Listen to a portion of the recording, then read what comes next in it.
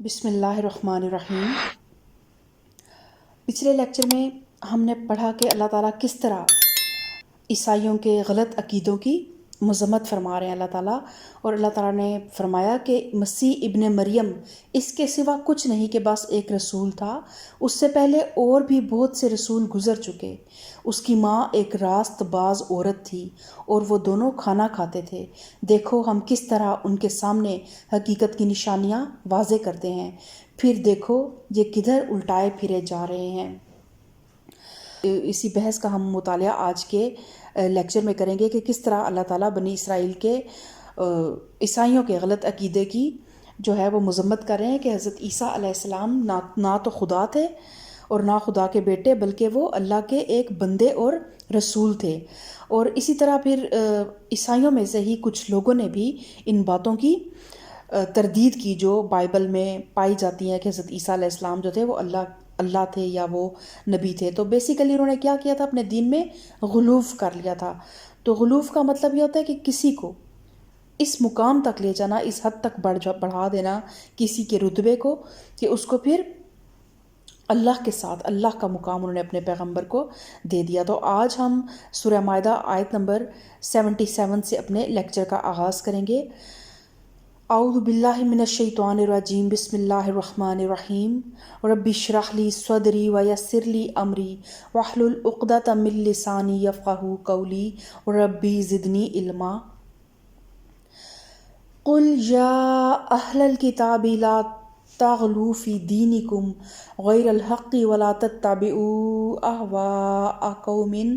قد ضلوا من قبل واضلوا کثیرا وضلوا عن سواء السبیل۔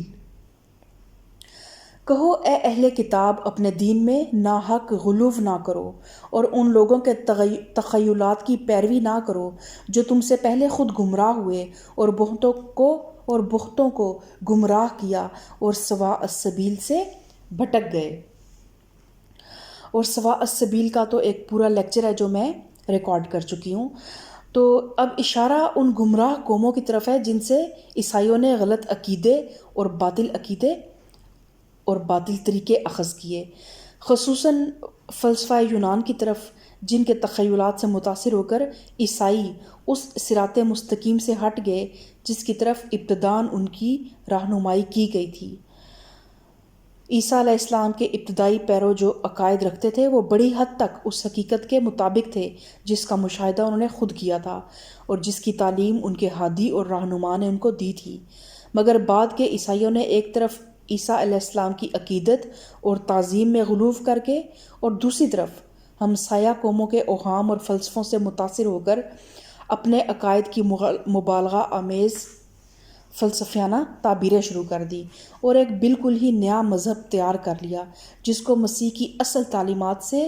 دور دور تک کوئی واسطہ نہ تھا۔ تو اس باب میں خود ایک مسیحی عالم دینیات جو ہیں ان کا بیان قابل ملاحظہ ہے۔ انسائکلوپیڈیا برٹانیکا کے 14ویں ایڈیشن میں یسوع مسیح کے عنوان سے ایک طویل مضمون لکھا اور وہ کہتا ہے کہ پہلی 3 انجیلوں متی، مرقس، لوکا میں کوئی ایسی چیز نہیں ہے جس سے یہ گمان کیا جا سکتا ہو کہ ان انجیلوں کے لکھنے والے یسوع کو انسان کے سوا کچھ اور سمجھتے تھے۔ ان کی نگاہ میں وہ ایک انسان تھا اور ایک ایسا انسان تھا جو خاص طور پر خدا کی روح سے فیض یاب ہوا تھا اور خدا کے ساتھ ایک غیر منقطع تعلق رکھتا تھا۔ آگے چل کر پھر وہ یہ لکھتا ہے کہ یہ بات کہ یسوع خود اپنے آپ کو ایک نبی کی حیثیت سے پیش کرتا تھا اناجیل کی متعدد عبارتوں سے ظاہر ہوتی ہے، مثلا یہ کہ مجھے آج اور کل اور پرسوں اپنی راہ پر چلنا ضرور ہے، کیونکہ ممکن نہیں کہ نبی یروشلم سے باہر ہلاک ہو۔ وہ اکثر اپنا ذکر ابن آدم کے نام سے کرتا ہے۔ یسوع کہیں اپنے آپ کو ابن اللہ نہیں کہتا۔ اس کے دوسرے ہم عصر جب اس کے متعلق یہ لفظ استعمال کرتے ہیں تو غالباً ان کا مطلب بھی اس کے سوا کچھ نہیں ہوتا کہ وہ اس کو خدا کا ممسوس سمجھتے ہیں۔ البتہ وہ اپنے آپ کو مطلقاً بیٹے کے لفظ سے تعبیر نہیں کرتا۔ اور پھر بعض اوقات وہ اللہ تعالیٰ کے تعلق کو بیان کرنے کے لیے بھی باپ کا لفظ جو ہے وہ استعمال کرتا ہے، لیکن اس تعلق کے بارے میں وہ اپنے آپ کو منفرد نہیں سمجھتا، بلکہ ابتدائی دور میں دوسرے انسانوں کو بھی اللہ کے ساتھ اس خاص گہرے تعلق میں اپنا ساتھی سمجھتا تھا۔ اور پھر یہی مصنف لکھتا ہے کہ انجیلوں سے، ان کے مطالعے سے معلوم ہوتا ہے کہ یسوع بچپن سے جوانی تک بالکل فطری طور پر جسمانی اور ذہنی نشو و نما کے مدارج سے گزرا۔ اس کو بھوک پیاس لگتی تھی، وہ تکتا تھا اور سوتا تھا اور حیرت میں مبتلا ہو سکتا تھا، اور اس کے علاوہ اس نے دکھ اٹھایا اور تکلیف اٹھائی، اور اس نے کوئی سمیع اور بصیر ہونے کا دعویٰ نہیں کیا، بلکہ اس نے صریحاً اس کا انکار کیا ہے۔ اور اس کے علاوہ وہ کہتا ہے کہ یہ بھی ماننا پڑے گا کہ مسیح جب ان سارے حالات سے گزرا تو وہ انسانی علم کی عام محدودیت اپنے ساتھ لیے ہوا تھا، اور اس محدودیت میں اگر کوئی استثناء تھا تو وہ صرف اسی حد تک تھا جس حد تک پیغمبرانہ بصیرت اور خدا کے یقینی شہود کی بنا پر ہو سکتا ہے۔ پھر مسیح کو قادر مطلق سمجھنے کی گنجائش تو انجیلوں میں اور بھی بہت کم ہے۔ اب یہ ساری باتیں جو ہے ایک عیسائی مصنف لکھ رہا ہے، یعنی کہ ان لوگوں میں بھی، عیسائیوں میں بھی جو لوگ غور و فکر کرتے ہیں، وہ اسی نتیجے پر پہنچتے ہیں کہ حضرت عیسیٰ علیہ السلام اللہ کے بندے اور رسول تھے، اور عیسائیوں کی جتنی بھی کتب ہیں، کسی کتاب میں یہ نہیں کہا گیا کہ حضرت عیسیٰ علیہ السلام جو تھے وہ اللہ تھے یا وہ اللہ کے بیٹے تھے۔ اس کے بعد پھر یہ مصنف لکھتا ہے کہ وہ سینٹ پال تھا جس نے یہ اعلان کیا کہ واقعہ عرفہ کے وقت اسی فعل رفع کے ذریعے سے یسوع پورے اختیارات کے ساتھ ابن اللہ کے مرتبے پر اعلانیہ فائز کیا گیا، یعنی کہ جب حضرت عیسیٰ علیہ السلام کو آسمانوں پر اٹھایا گیا تو اس کے بعد پھر ان کو یہ ابن اللہ یا اللہ کے بیٹے کے مرتبے پر ان کو فائز کر دیا گیا۔ یہ ابن اللہ کا لفظ یقینی طور پر ذاتی ابنیت کی طرف ایک اشارہ اپنے اندر رکھتا ہے، جسے پال نے دوسری جگہ یسوع کو خدا کا اپنا بیٹا کہہ کر صاف کر دیا ہے۔ اب اس امر کا فیصلہ نہیں کیا جا سکتا کہ آیا وہ ابتدائی عیسائیوں کا گروہ تھا یا پال، جس نے مسیح کے لیے خداوند کا خطاب اصل مذہبی معنی میں استعمال کیا، لیکن بلا شبہ وہ پال ہی تھا جس نے اس خطاب کو پورے معنی میں بولنا شروع کیا،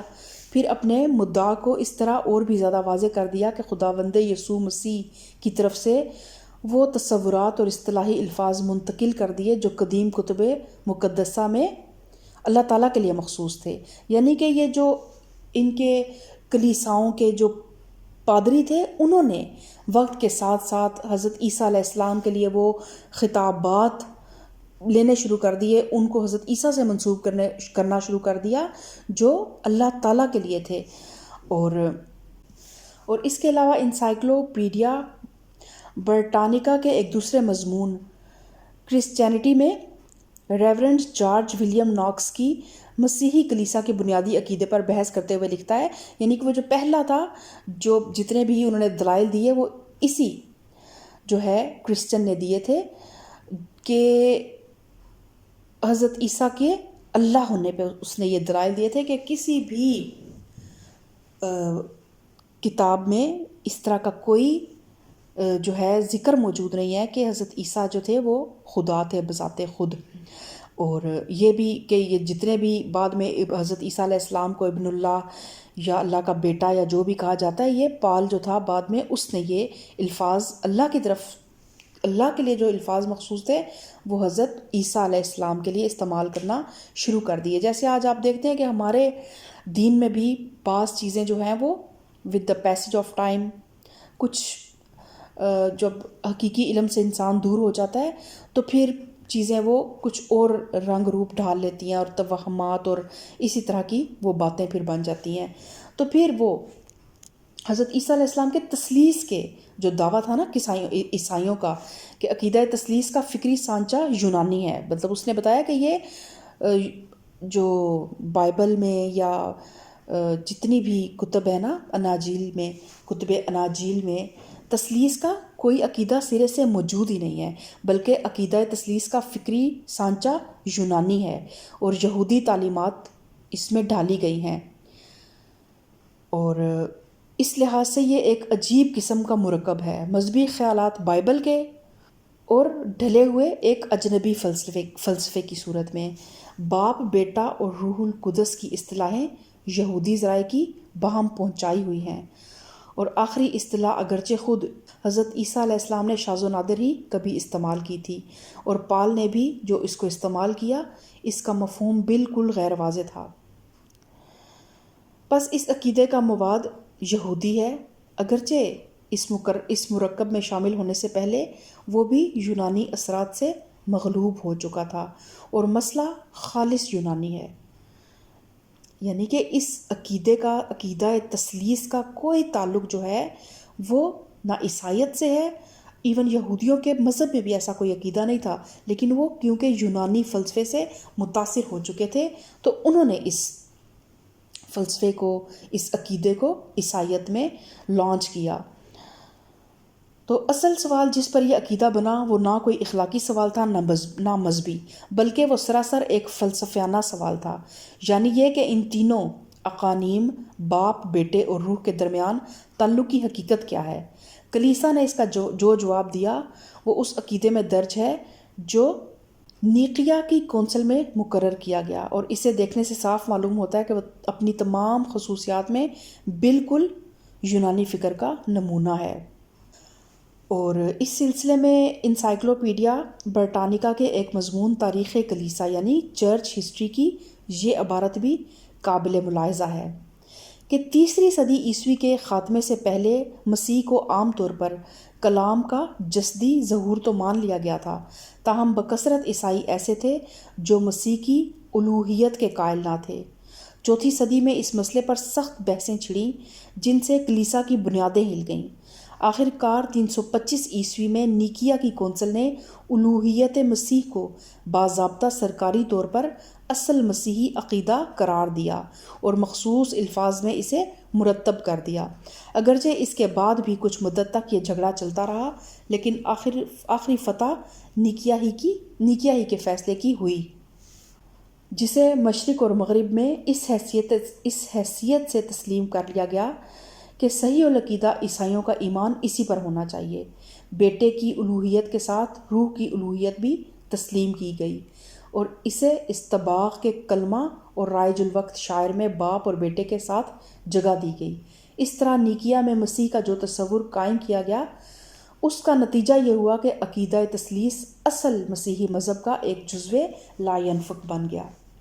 یعنی جس طرح اسمبلیز میں بل پاس ہو جاتے ہیں نا، ترمیم ہو جاتی ہے 27ویں ترمیم اور 26ویں ترمیم، اس طرح یہ عیسائیوں نے بھی اپنے کلیساؤں میں مختلف قسم کی جو ہیں وہ ترامیم کر کے اور مختلف قسم کے اصول و ضوابط بنا کر تو یہ نت نئے عقیدے جو تھے وہ ایجاد کر لیے تھے، اور اصل حضرت عیسیٰ علیہ السلام کے دین سے ان کا دور دور تک کوئی تعلق نہیں ہے۔ پھر اس دعوے پر کہ بیٹے کی الوہیت مسیح کی ذات میں مجسم ہوئی تھی ایک دوسرا مسئلہ پیدا ہوا، جس پر بعد میں بہت عرصہ مناظرے ہوتے رہے، اور پھر اس کا یہ تصفیہ کیا گیا کہ مسیح کی ذات میں 2 مکمل طبیعتیں مجتمع ہیں، ایک ان کی طبیعت یعنی کہ ایک الہی طبیعت اور دوسری انسانی طبیعت، اور دونوں متحد ہو جانے کے بعد بھی اپنی جداگانہ خصوصیات بغیر کسی تغیر و تبدل کے برقرار رکھے ہوئے ہیں۔ یہ دونوں طبیعتیں اپنی الگ الگ مشیتیں بھی رکھتی ہیں، یعنی مسیح بیک وقت 2 مختلف مشیتوں کا حامل ہے۔ اس دوران میں مغربی کلیسا نے گناہ اور فضل کے مسئلے پر بھی توجہ کی، اور یہ سوال مدتوں زیر بحث رہا کہ نجات کے معاملے میں خدا کا کام کیا ہے اور بندے کا کام کیا۔ آخر کار 539 عیسوی میں ایک دوسری کونسل میں یہ نظریہ اختیار کیا گیا کہ حبوط آدم کی وجہ سے ہر انسان اس حالت میں مبتلا ہے کہ وہ نجات کی طرف کوئی قدم نہیں بڑھا سکتا جب تک وہ اس فضل خداوندی سے جو استباغ میں عطا کیا جاتا ہے نئی زندگی نہ حاصل کر لے، اور یہ نئی زندگی شروع کرنے کے بعد بھی اسے حالت خیر میں استمرار نصیب نہیں ہو سکتا جب تک کہ وہ فضل خداوندی دائماً اس کا مددگار نہ رہے، اور فضل خداوندی کی یہ دائمی اعانت اسے صرف کیتھولک کلیسا ہی کے توسط سے حاصل ہو سکتی ہے۔ جس طرح آج ہمارے فرقوں میں کہا جاتا ہے نا کہ بس اس فرقے میں آ جائیں تو آپ مسلمان ہیں اور آپ کی نجات یقینی ہے اور جنت آپ کے لیے، ورنہ آپ کافر ہیں۔ سیم اسی طرح انہوں نے بھی یہی کہا کہ یہ باتیں ماننی ہے تو پھر ہی آپ جو ہے نا عیسائیت میں پورے کے پورے شامل ہو سکتے ہیں، اور اسے صرف کیتھولک، جسے ہم کیتھولک کہتے ہیں، کلیسا ہی کے توسط سے حاصل کر سکتے ہیں۔ تو مسیحی علماء کی ان بیانات سے یہ بات بالکل واضح ہو جاتی ہے کہ ابتداً جس چیز نے مسیحیوں کو گمراہ کیا وہ عقیدت اور محبت کا غلوف تھا۔ اسی غلوف کی بنا پر عیسیٰ علیہ السلام کے لیے خداوند اور ابن اللہ کے الفاظ استعمال کیے گئے،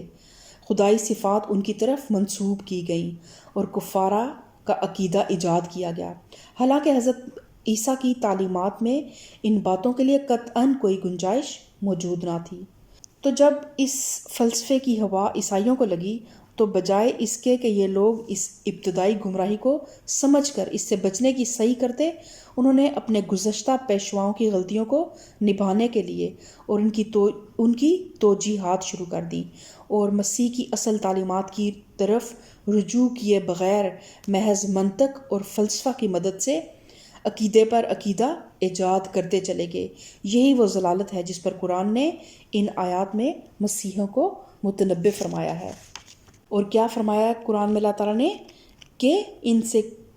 کہ کہو اے اہل کتاب اپنے دین میں ناحق غلوف نہ کرو اور ان لوگوں کی تخیلات کی پیروی نہ کرو جو تم سے پہلے خود گمراہ ہوئے اور بہتوں کو گمراہ کیا اور وہ سواء سبیل سے بھٹک گئے۔ لعن الذین کفروا من بنی اسرائیل علی لسان داود وعیسی ابن مریم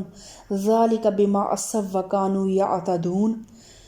بنی اسرائیل میں سے جن لوگوں نے کفر کی راہ اختیار کی ان پر داؤد اور عیسیٰ ابن مریم کی زبان سے لعنت کی گئی، کیونکہ وہ سرکش ہو گئے تھے اور زیادتیاں کرنے لگے تھے۔ انہوں نے ایک دوسرے کو برے افعال کے ارتکاب سے روکنا چھوڑ دیا تھا۔ تو ہر قوم کا جو بگاڑ ہے نا وہ ابتداً چند افراد سے شروع ہوتا ہے۔ اگر قوم کا اجتماعی ضمیر زندہ ہو تو رائے عام ان بگڑے ہوئے افراد کو دبائے رکھتی ہے اور قوم بحیثیت مجموعی نہیں بگڑتی، لیکن اگر قوم ان افراد کے معاملے میں تساہل شروع کر دیتی ہے اور اقربا پروری شروع کر دیتی ہے تو غلط کار لوگوں کو ملامت کرنے کی بجائے انہیں سوسائٹی میں غلط کاری کے لیے آزاد چھوڑ دیتی ہے، تو پھر رفتہ رفتہ وہی خرابی جو پہلے چند افراد تک محدود تھی پوری قوم میں پھیل کر رہتی ہے۔ یہی چیز تھی جو آخرکار بنی اسرائیل کے بگاڑ کا موجب بنی۔ اور اب آپ نے دیکھنا ہے کہ کیا محمد صلی اللہ علیہ وآلہ وسلم کی امت میں تو یہ خرابی نہیں ہے کہ ہم امر بالمعروف اور نہیں عن المنکر نہیں کرتے، ہم غلط کو غلط نہیں کہتے اور صحیح کو صحیح نہیں کہتے، ہم مظلوم کا ساتھ نہیں دیتے اور ظالم کے ڈر سے ہم خاموش ہو جاتے ہیں، تو کہیں ہم بھی بنی اسرائیل کی روش پر تو نہیں چل رہے۔ جب بھی بنی اسرائیل کی کوئی روش اللہ تعالیٰ بیان کرتا ہے تو فوراً اس آئینے میں اپنے آپ کو ضرور دیکھا کریں۔ پھر اللہ تعالیٰ فرماتا ہے انہوں نے ایک دوسرے کو برے افعال کے ارتکاب سے روکنا چھوڑ دیا تھا، برا طرز عمل تھا جو انہوں نے اختیار کیا۔ آج تم ان میں سے بکثرت ایسے لوگ دیکھتے ہو جو اہل ایمان کے مقابلے میں کفار کی حمایت و رفاقت کرتے ہیں۔ یقیناً بہت برا انجام ہے جس کی تیاری ان کے نفسوں نے ان کے لیے کی ہے۔ اللہ ان پر غضبناک ہو گیا ہے اور وہ دائمی عذاب میں مبتلا ہونے والے ہیں۔ وَلَوْ كَانُوا يُؤْمِنُونَ بِاللَّهِ وَالنَّبِيِّ وَمَا أُنزِلَ إِلَيْهِ مَا اتَّخَذُوهُمْ أَوْلِيَاءَ وَلَكِنَّ كَثِيرًا مِّنْهُمْ فَاسِقُونَ۔ اگر فی الواقعہ یہ لوگ اللہ اور پیغمبر اور اس چیز کے ماننے والے ہوتے جو پیغمبر صلی اللہ علیہ وسلم پر نازل ہوئی تھی تو کبھی اہل ایمان کے مقابلے میں کافروں کو اپنا رفیق نہ بناتے۔ یعنی کہ جو لوگ اللہ اور نبی کریم صلی اللہ علیہ وسلم اور کتاب کے ماننے والے ہوتے ہیں انہیں فطرتاً مشرکین کے مقابلے میں ان لوگوں کے ساتھ زیادہ ہمدردی ہوتی ہے جو مذہب میں خواہ ان سے اختلاف ہی کیوں نہ رکھتے ہوں، مگر بہرحال انہی کی طرح اللہ اور سلسلہ وحی اور رسالت کو مانتے ہوں۔ لیکن یہ یہودی عجیب قسم کے اہل کتاب ہیں کہ توحید اور شرک کی جنگ میں کھلم کھلا مشرکین کا ساتھ دے رہے ہیں۔ اقرار نبوت اور انکار نبوت کی لڑائی میں اعلانیہ ان کی ہمدردیاں منکرین نبوت کے ساتھ ہیں، اور پھر بھی وہ بلا کسی شرم و حیا کے یہ دعوے رکھتے ہیں کہ ہم خدا اور پیغمبروں اور کتابوں کے ماننے والے ہیں۔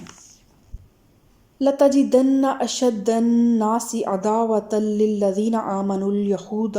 وَالَّذِينَ أَشْرَكُوا وَلَتَجِدَنَّ أَقْرَبَهُم مَّوَدَّةً لِلَّذِينَ آمَنُوا الَّذِينَ قَالُوا إِنَّا نَصَارَىٰ ذَلِكَ بِأَنَّ مِنْهُمْ قِسِّيسِينَ وَرُهْبَانًا وَأَنَّهُمْ لَا يَسْتَكْبِرُونَ۔ تم اہل ایمان کی عداوت میں سب سے زیادہ سخت یہود اور مشرکین کو پاؤ گے، اور ایمان لانے والوں کے لیے دوستی میں قریب تر ان لوگوں کو پاؤ گے جنہوں نے کہا تھا کہ ہم نصارہ ہیں، یہ اس وجہ سے کہ ان میں عبادت گزار عالم اور تارک الدنیا فقیر پائے جاتے ہیں اور ان میں غرور نفس نہیں ہے۔ تو الحمدللہ آج ہمارا 6 پارہ بھی مکمل ہو گیا۔ اللہ تعالیٰ ہماری اس کوشش کو قبول فرمائے۔ اللہ تعالیٰ ہمیں دین کے علم کو، اس قرآن کے علم کو بہترین انداز میں آگے پہنچانے کی توفیق عطا فرمائے۔ اللہ تعالیٰ ہمیں مکمل طور پہ اس کتاب کا حق ادا کرنے کی توفیق عطا فرمائے، اور اللہ تعالیٰ ہم سب کو صراط مستقیم پر چلائے اور یہود اور نصارہ کی روش پہ چلنے سے بچائے۔ آمین ثم آمین۔ سبحان ربک رب العزت عما یصفون وسلام علی المرسلین والحمد للہ رب العالمین۔